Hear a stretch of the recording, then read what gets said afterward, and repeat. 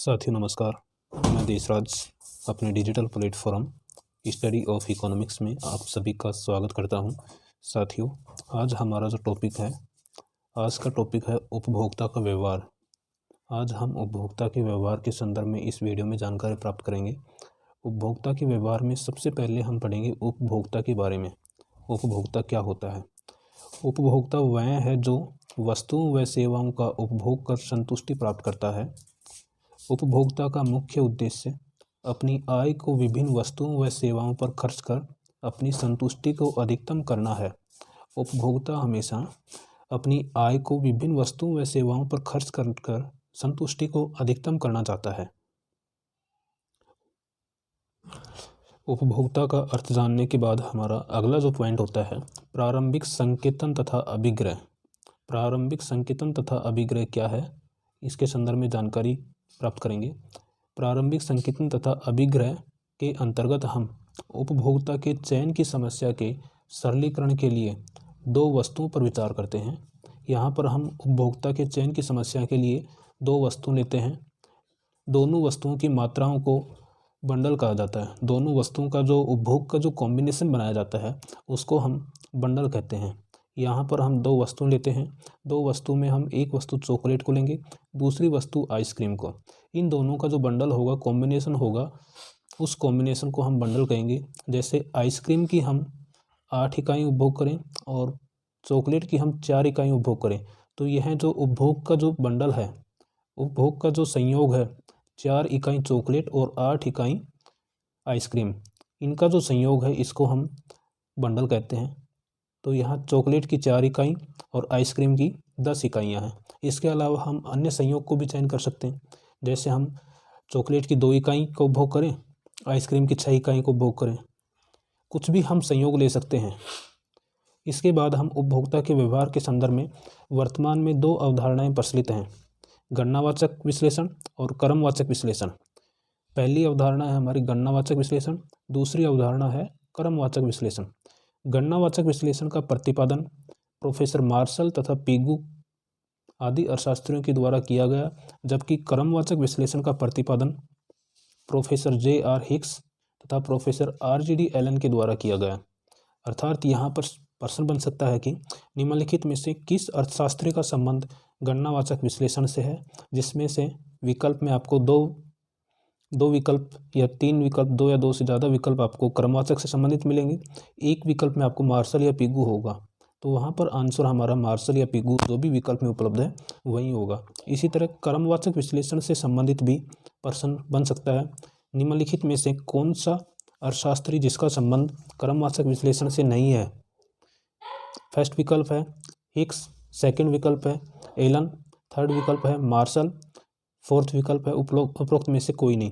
तो यहाँ पर जो आंसर होगा वह होगा मार्शल, क्योंकि मार्शल का संबंध क्रमवाचक विश्लेषण से नहीं है, मार्शल का संबंध गणनावाचक विश्लेषण से होता है। गणनावाचक विश्लेषण को हम उपयोगिता विश्लेषण के नाम से भी जानते हैं, गणनावाचक विश्लेषण या उपयोगिता विश्लेषण। इसमें सबसे पहले हम उपयोगिता के अर्थ को जानेंगे। उपयोगिता क्या होती है? उपयोगिता किसी वस्तु या सेवाओं के प्रयोग के द्वारा आवश्यकता को संतुष्ट करने की शक्ति। किसी वस्तु या सेवा के प्रयोग के द्वारा आवश्यकता को संतुष्ट करने की शक्ति उपयोगिता कहलाती है। उपयोगिता मार्शल के अनुसार उपयोगिता मापनीय है। यहाँ पर मौसम के स्थान पर आएगा मार्शल, गलती से टाइप हो गया मौसम के स्थान पर मार्शल आएगा। उपयोगिता मार्शल के अनुसार मापनीय है, अर्थात मार्शल ने उपयोगिता को मापनीय बताया है और मार्शल ने उपयोगिता को यूटिल्स में मापा है। उपयोगिता एक मनोवैज्ञानिक एवं आत्मनिष्ठ अवधारणा है। एक वस्तु से प्राप्त उपयोगिता विभिन्न वस्तुओं के लिए अलग अलग हो सकती है। मान लीजिए मेरे द्वारा किसी वस्तु का उपभोग किया जाता है, वह मेरे लिए उसकी उपयोगिता अलग हो सकती है, आपके लिए उसकी उपयोगिता अलग हो सकती है। मान लीजिए एक शराबी है, उसके लिए शराब की उपयोगिता अधिक है, लेकिन अगर कोई व्यक्ति शराब का सेवन नहीं करता तो उसके लिए शराब की उपयोगिता शून्य के बराबर होगी। अतः उपयोगिता अलग अलग व्यक्तियों के अनुसार अलग अलग हो सकती है। अब हम उपयोगिता विश्लेषण की मान्यताओं के संदर्भ में पढ़ेंगे। उपयोगिता विश्लेषण की मान्यताएं। उपयोगिता विश्लेषण निम्न प्रमुख मान्यताओं पर आधारित है। पहली मान्यता है उपभोक्ता विवेकशील है, तथा वह विभिन्न वस्तुओं से प्राप्त उपयोगिता की तुलना करता है, उसकी गणना करता है तथा उनके मध्य चुनाव करता है। अर्थात उपभोक्ता विवेकशील है, वह विभिन्न वस्तुओं से प्राप्त होने वाली उपयोगिता की तुलना करता है। वह उस वस्तु का उपभोग करेगा जिससे उसको संतुष्टि का स्तर ज़्यादा प्राप्त होगा। अर्थात एक विवेकशील उपभोक्ता उस वस्तु का उपभोग करेगा जिससे संतुष्टि ज़्यादा मिलेगी, अर्थात जिससे उपयोगिता ज़्यादा प्राप्त होगी उसका उपभोग करेगा। यह इसकी पहली मान्यता है। दूसरी मान्यता है उपभोक्ता अपनी उपयोगिता को अधिकतम करता है। उपभोक्ता को विभिन्न पसंदों व चयन की पूर्ण जानकारी होती है। मार्केट के संदर्भ में उपभोक्ता को मालूम होता है कि उसकी पसंद क्या है और कौन सी वस्तु उसके लिए ज़्यादा उपयोगी होती है। यह जानकारी उसको पहले से ही उपलब्ध होती है। चौथी इसकी मान्यता है उपयोगिता को मुद्रा के रूप में मापा जाता है। मुद्रा की सीमांत उपयोगिता स्थिर मानी जाती है। यहाँ पर इम्पोर्टेंट जो क्वेश्चन बनता है, मुद्रा उपयोगिता को मुद्रा में मापा जा सकता है या नहीं, तो यहाँ पर इस मान्यता के अनुसार उपयोगिता को मुद्रा में मापा जा सकता है। सेकंड जो प्रश्न बनता है, सीधा प्रश्न बनता है, मुद्रा की सीमांत उपयोगिता होती है स्थिर, अस्थिर, स्थिर या अस्थिर दोनों, उपरोक्त में से कोई नहीं। तो मुद्रा की सीमांत उपयोगिता स्थिर होती है। अब हम उपयोगिता के प्रकार के बारे में पढ़ेंगे। उपयोगिता के दो प्रकार की होती है। उपयोगिता दो प्रकार की होती है, टोटल यूटिलिटी और मार्जिनल यूटिलिटी। कुल उपयोगिता और सीमांत उपयोगिता।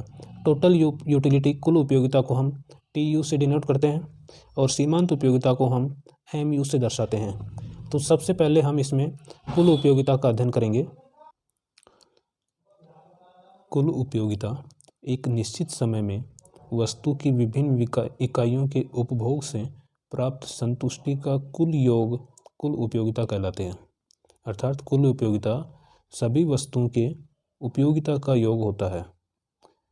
TUN इज इक्वल टू पहली वस्तु से प्राप्त कुल उपयोगिता, दूसरी वस्तु से प्राप्त उपयोगिता, तीसरी वस्तु से प्राप्त उपयोगिता, यानी सभी वस्तुओं से प्राप्त उपयोगिता का योग कुल उपयोगिता कहलाता है। कुल उपयोगिता को हम इस प्रकार से भी लिख सकते हैं, कुल उपयोगिता सीमांत उपयोगिता का योग होता है, समेशन ऑफ मार्जिनल यूटिलिटी। कुल उपयोगिता सीमांत उपयोगिता के योग के बराबर होती है। कुल उपयोगिता को हम इस सारणी के माध्यम से समझेंगे। वस्तु की मात्रा और कुल उपयोगिता। जब वस्तु की मात्रा 1 है, एक वस्तु का उपभोग करते हैं, तो उसके उपभोग से हमें 10 इकाई के बराबर, 10 यूटिल्स के बराबर कुल उपयोगिता प्राप्त होती है। जब हम 2 वस्तुओं का उपभोग करते हैं तो 16 यूटिल्स के बराबर कुल उपयोगिता प्राप्त होती है। इसी तरह 3 इकाइयों के उपभोग पर 20 के बराबर कुल उपयोगिता प्राप्त होती है। 4 इकाई के उपभोग पर 22 के बराबर कुल उपयोगिता प्राप्त होती है। 5 इकाई के उपभोग पर 22 के बराबर और 6 इकाई के उपभोग पर 20 के बराबर उपयोगिता प्राप्त होती है। यहाँ पर हमने देखा कि कुल उपयोगिता धीरे धीरे बढ़ रही है। यहाँ तक कुल उपयोगिता बढ़ रही है, उसके बाद कुल उपयोगिता स्थिर हो गई और एक निश्चित सीमा के बाद कुल उपयोगिता घटने लग जाती है। अर्थात हम जैसे कोई भी वस्तु का उपभोग करते हैं, जैसे जैसे हम किसी वस्तु का उपभोग करते हैं तो उसकी कुल उपयोगिता धीरे धीरे बढ़ती है। एक निश्चित स्थिति में जाकर वह अधिकतम हो जाती है, उसके बाद घटना शुरू हो जाती है। इस टेबल को हम कुल उपयोगिता टेबल को हम कुल उपयोगिता वक्र के द्वारा देखेंगे। यहाँ पर कुल उपयोगिता वक्र बनाया गया है, TU वक्र, जिसमें कुल उपयोगिता जैसे जैसे हम वस्तु का उपभोग बढ़ा रहे हैं कुल उपयोगिता बढ़ती जा रही है, लेकिन एक निश्चित स्तर के बाद कुल उपयोगिता अधिकतम होगी और उसके बाद कुल उपयोगिता घटना शुरू हो जाएगी। इस तरह से जैसे जैसे हम किसी वस्तु का उपभोग बढ़ाते हैं कुल उपयोगिता बढ़ती है, एक अधिकतम सीमा के बाद में कुल उपयोगिता घटना शुरू हो जाती है। इसका एग्जाम्पल हम ले सकते हैं। मान लीजिए हम केले का उपभोग करते हैं एक निश्चित समय सीमा में। पहली इकाई जब हम केले का उपभोग करेंगे तो उससे प्राप्त होने वाली उपयोगिता बढ़ेगी, दूसरी इकाई से प्राप्त होने वाली उपयोगिता बढ़ेगी। इस तरह से धीरे धीरे कुल उपयोगिता बढ़ेगी और जब हम केले की 5 इकाइयों को उपभोग करेंगे तो कुल उपयोगिता अधिकतम हो जाएगी। उसके बाद अगर हम केले खाएंगे तो हो सकता है हमारे शरीर में प्रॉब्लम हो, उल्टी हो या कोई अन्य समस्या हो। तो इस तरह से हम कह सकते हैं कि अधिकतम सीमा के बाद कुल उपयोगिता घटना शुरू हो जाती है। कुल उपयोगिता उपभोग में वृद्धि के साथ प्रारंभ में बढ़ती है, फिर एक बिंदु पर वह अधिकतम होती है, जिसे अधिकतम संतोष का बिंदु या पॉइंट ऑफ सैटाइटी भी कहते हैं। जहाँ पर कुल उपयोगिता अधिकतम होगी उस बिंदु को अधिकतम संतोष का बिंदु कहते हैं। इस बिंदु के बाद और अधिक उपभोग करने पर कुल उपयोगिता घटने लग जाती है। अब हम सीमांत उपयोगिता के बारे में पढ़ेंगे। सीमांत उपयोगिता, जिसको हम MU से दर्शाते हैं, मार्जिनल यूटिलिटी, वस्तु की एक अतिरिक्त इकाई का उपभोग करने से कुल उपयोगिता में होने वाला परिवर्तन सीमांत उपयोगिता कहलाता है। एक अतिरिक्त इकाई के उपभोग करने से कुल उपयोगिता में जो परिवर्तन होगा वह सीमांत उपयोगिता कहलाता है। सीमांत उपयोगिता का जो सूत्र होगा MU = TUN-1।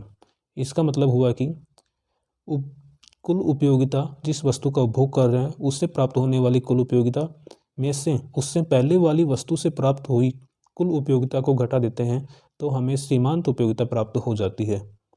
इसे निम्नलिखित रूप में भी व्यक्त किया जा सकता है। सीमांत उपयोगिता बराबर चेंज इन TU, कुल उपयोगिता में परिवर्तन अपॉन चेंज इन क्वांटिटी। इस प्रकार भी हम सीमांत उपयोगिता को दर्शा सकते हैं।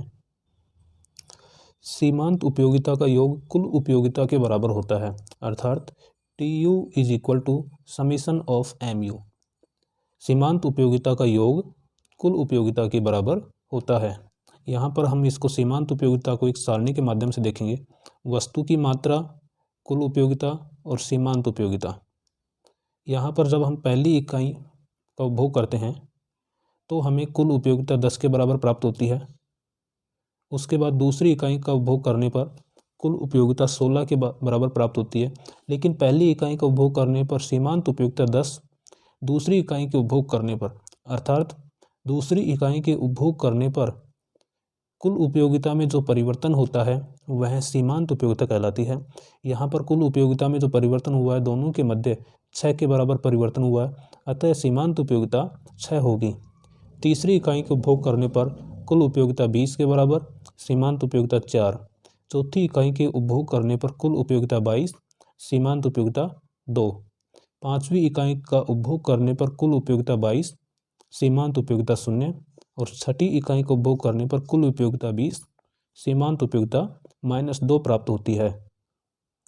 इस तरह से हमने देखा कि जैसे जैसे कुल उपयोगिता बढ़ती है एक निश्चित स्तर पर जाने के बाद वह स्थिर हो जाएगी, फिर घटना शुरू हो जाएगी। इसी तरह से सीमांत उपयोगिता घटती है, फिर उसके बाद एक निश्चित स्तर पर जहाँ पर कुल उपयोगिता अधिकतम होती है वहाँ वह 0 हो जाएगी, और जैसे ही कुल उपयोगिता घटना शुरू होगी उसके बाद उस कंडीशन में सीमांत उपयोगिता ऋणात्मक होगी। तो हम कह सकते हैं कि प्रारंभ में सीमांत उपयोगिता घटती हुई होती है, उसके बाद 0 हो जाती है और अंत में सीमांत उपयोगिता ऋणात्मक होती है। यहाँ पर इसका सीमांत उपयोगिता वक्र बनाया गया है। पहली इकाई के उपभोग पर कुल सीमांत उपयोगिता 10 के बराबर है, दूसरी इकाई के उपभोग पर सीमांत उपयोगिता 6, तीसरी इकाई के उपभोग पर सीमांत उपयोगिता 4 के बराबर प्राप्त हुई, चौथी इकाई के उपभोग पर सीमांत उपयोगिता 2 और पाँचवीं इकाई के उपभोग पर जहाँ पर कुल उपयोगिता अधिकतम है वहाँ पर MU सीमांत उपयोगिता 0 हो जाएगी। उससे अधिक अगर हम उपभोग करते हैं तो सीमांत उपयोगिता ऋणात्मक हो जाती है। सीमांत उपयोगिता प्रारंभ में घटती हुई होती है और अधिक वस्तु का उपभोग करने पर यह 0 हो जाती है। 0 होने के बाद भी यदि हम उपभोग जारी रखा जाता है तो यह ऋणात्मक हो जाती है। कुल उपयोगिता और सीमांत उपयोगिता में संबंध क्या होता है इसको हम नीचे दिए गए चित्र के माध्यम से जानेंगे। जब कुल उपयोगिता अधिकतम होती है, जिस बिंदु पर कुल उपयोगिता अधिकतम होगी वहाँ पर सीमांत उपयोगिता 0 होगी, सीमांत उपयोगिता 0 के बराबर होगी। जैसे जैसे कुल उपयोगिता बढ़ती है, कुल उपयोगिता बढ़ती जाएगी तब सीमांत उपयोगिता घटती जाएगी। जब कुल उपयोगिता घटती है तो सीमांत उपयोगिता भी नेगेटिव हो जाती है। यह संबंध सीमांत उपयोगिता और कुल उपयोगिता में देखने को मिलता है। अब हम इनका एक बार विश्लेषण दोबारा से करेंगे। कुल उपयोगिता और सीमांत उपयोगिता में क्या संबंध पाया जाता है। जब कुल उपयोगिता बढ़ती है तो सीमांत उपयोगिता घटती है। जब कुल उपयोगिता अधिकतम होगी तो सीमांत उपयोगिता 0 होगी। जब कुल उपयोगिता घटती है, घटना प्रारंभ होगी, तब सीमांत उपयोगिता ऋणात्मक होती है। कुल उपयोगिता हमेशा धनात्मक होती है। टोटल यूटिलिटी कभी भी ऋणात्मक नहीं होती, हमेशा धनात्मक होती है। लेकिन मार्जिनल यूटिलिटी सीमांत उपयोगिता धनात्मक भी हो सकती है, शून्य भी हो सकती है, ऋणात्मक भी हो सकती है। साथियों, आज हमने अपनी इस क्लास में उपभोक्ता के व्यवहार के संदर्भ में चर्चा की और उपभोक्ता के व्यवहार के संदर्भ में आज हमने गणनावाचक दृष्टिकोण का अध्ययन किया, जिसमें हमने कुल उपयोगिता और सीमांत उपयोगिता का विश्लेषण किया। आने वाली क्लास में हम इससे अगला जो टॉपिक होगा सीमांत उपयोगिता ह्रास नियम के संदर्भ में चर्चा करेंगे।